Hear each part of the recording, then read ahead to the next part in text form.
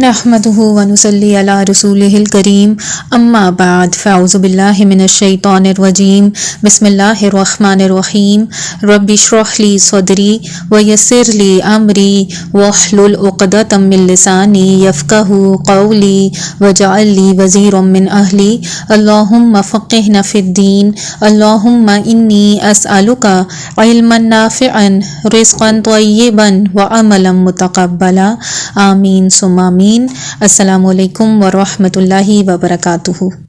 آج ہم انشاءاللہ تعالی سورۃ الملک کی آیت نمبر 28 کریں گے۔ آیت نمبر 28 میں فرمایا گیا قل کہہ دیجئے ارأیتم کیا دیکھا تم نے ان اگر اہلکنی اللہ ہلاک کر دے مجھے اللہ ومن معی اور اسے جو میرے ساتھ ہے او رحمانا یا وہ رحم کر دے ہم پر فمن یجیر الکافرین تو کون پناہ دے گا کافروں کو من عذاب علیم ایک عذاب سے دردناک۔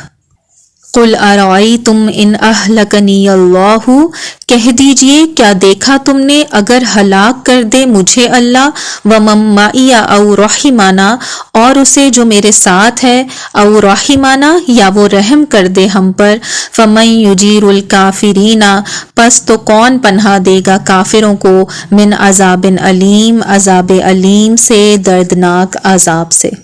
اچھا، تو اس آیت میں ہمیں کیا نظر آ رہا ہے کہ بجائے اس کے کہ کفار جو ہیں وہ قیامت کی آمد کی تیاری کرتے قیامت کے سننے کے بعد، کیونکہ اس سے پچھلی آیت میں کیا کہا گیا کہ جب وہ دیکھ لیں گے اسے نزدیک سے تو ان کے چہرے بگڑ جائیں گے، تو جب اتنا واضح ان کو پیغام دے دیا گیا تو اس میں اس کی قیامت کی اس وقت تیاری کرنے کی بجائے وہ کیا کرتے تھے، وہ اس آیت میں بتایا جا رہا ہے ان کا رویہ، کہ ان کا رویہ کیا تھا، وہ اس انتظار میں رہنے لگ گئے کہ حضور صلی اللہ علیہ وسلم اور آپ کے ساتھی کب ختم ہوتے ہیں، یہ یعنی کہ وہ کب مرتے ہیں۔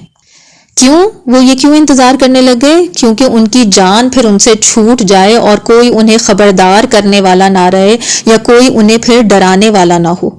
تو اللہ سبحانہ تعالیٰ کو تو پتہ تھا ان کی دلوں کی آرزوؤں کا، اللہ سبحانہ تعالیٰ تو ان کے خیالات تک، ان کے دل کی باتیں، دل کے بھید تک جانتا تھا، تو اس لیے اللہ سبحانہ تعالیٰ نے قرآن میں یہ اتار دیا کہ کہہ دیجئے کہ اگر اللہ مجھے ہلاک کر دے یا میرے ساتھیوں کو یا ہم پر رحم کر دے، کیونکہ وہ الرحمن الرحیم ہے تو یہ اس کا کام ہے کہ وہ مجھے معاف کر دے یا مجھے ہلاک کر دے۔ فمن یجیر الکافرین من عذاب علیم تو کافروں کو دردناک انجام سے کون بچائے گا۔ اچھا، ہم اب سورۃ الملک کے الحمدللہ اختتام پر ہیں۔ آپ نے یہاں تک ایک بات نوٹ کی کہ ساری سورت میں کفر کا لفظ بہت آ رہا ہے، انکار، ہٹ دھرمی، یہ بہت دفعہ آیا۔ اچھا، اب آپ اس بات کو، اس آیت کو ایک مثال سے سمجھیں۔ آپ دیکھیں کہ زلزلہ آتا ہے تو اس میں صرف برے لوگ تو نہیں مرتے، نیک لوگ بھی مر جاتے ہیں۔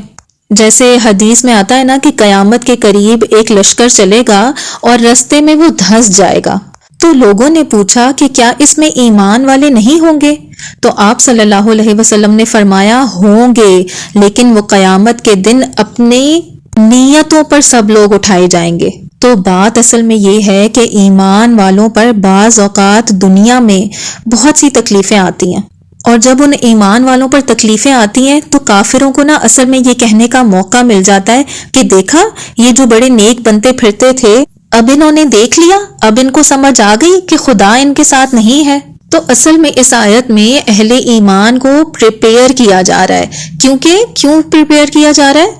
کیونکہ دنیا امتحان کے لیے ہے، لیبلوکم، دنیا آزمائشوں کے لیے ہے۔ تو پھر ان آزمائشوں میں اگر ایمان والوں کو کبھی نقصان پہنچ جائے تو انہیں کبھی پریشان نہیں ہونا چاہیے۔ یہ بات ضروری نہیں ہے کہ کسی پہ بھی آنے والی مصیبت جو ہے وہ اللہ کی ناراضگی کا ذریعہ ہی ہوگی۔ سمجھ رہے ہیں نا آپ میری بات؟ تو یہاں کس کی مثال دی جا رہی ہے، کس کی بات ہو رہی ہے؟ نبی صلی اللہ علیہ وسلم کی۔ قل ارأیتم کہہ دیجئے کیا دیکھا تم نے، کیا تم نے کبھی غور کیا، ان اہلکنی اللہ کہ اگر اللہ کر دے مجھ کو ہلاک، یعنی آپ دیکھیں کہ یہ بھی پاسبل ہے، اور کئی پیغمبر انسانوں کے ہاتھوں جو ہے وہ شہید ہوئے. ہمارے پاس بہت سی مثالیں ہیں، حضرت یحییٰ علیہ السلام، حضرت زکریا علیہ السلام. تو اس کا کیا مطلب ہے کہ کیا ان کا دین ایمان سچا نہیں تھا؟ کیا اگر کوئی حق بات کرتا ہے اور دنیا میں اس کو مار دیا جاتا ہے یا وہ دنیا میں کسی حادثے کا شکار ہو جاتا ہے، تو کیا اس کا مطلب یہ ہے کہ وہ اللہ کی رحمت سے، اللہ کی نعمت سے دور ہو گیا ہے؟ یہ کانسیپٹ، یہ بات آج اچھی طرح سے سمجھ لیجئے، کیونکہ اچھے بھلے لوگ نا جب کبھی کسی دیندار انسان پر کوئی مصیبت آتی ہے تو فوراً وہ کیا کہتے ہیں، وہ کس چیز کا شکار ہو جاتے ہیں؟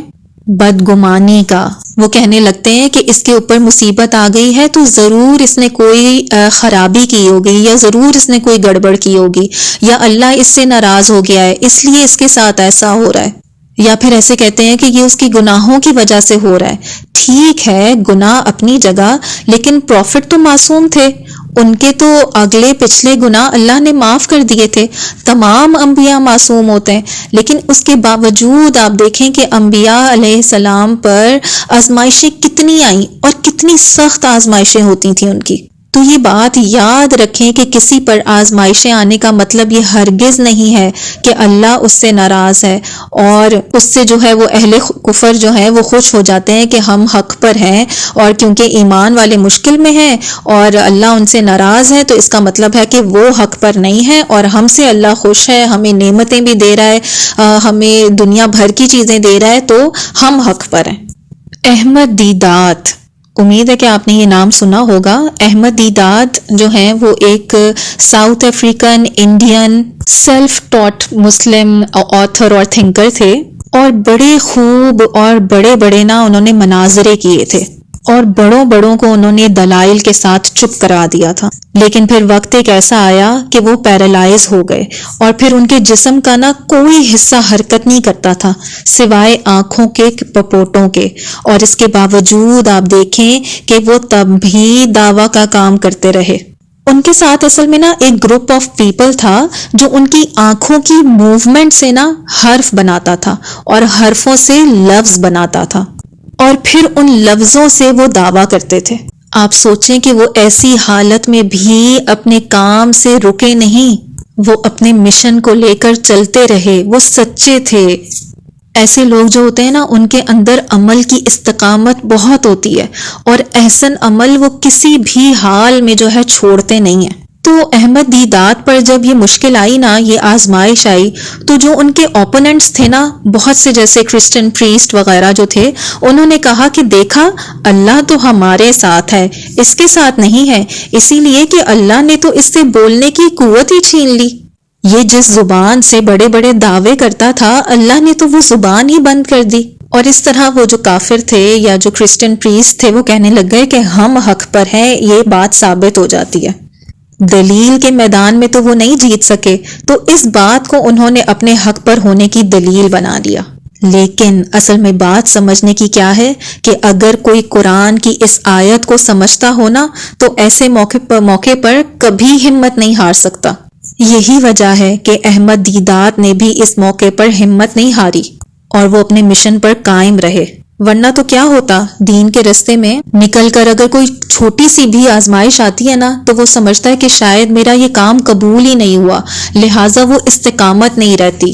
ہر پیغمبر کی مثال ہمارے سامنے ہے کہ حق کی دعوت دیتے ہوئے ان پر بڑی بڑی مشکلات آئیں، لیکن چونکہ ان کا ایمان پکا تھا، اللہ ہر ایک کے ایمان کو آزماتا ہے نا، ان کا ایمان سچا اور پکا تھا، لہٰذا انہوں نے دین کو نہیں بلیم کیا، خدا اور رسول کو نہیں بلیم کیا، کیونکہ دین ثابت ہوتا ہے دلائل سے، نہ کہ کسی کے اوپر مشکل آنے سے یا دنیا میں ان کو انعامات ملنے سے.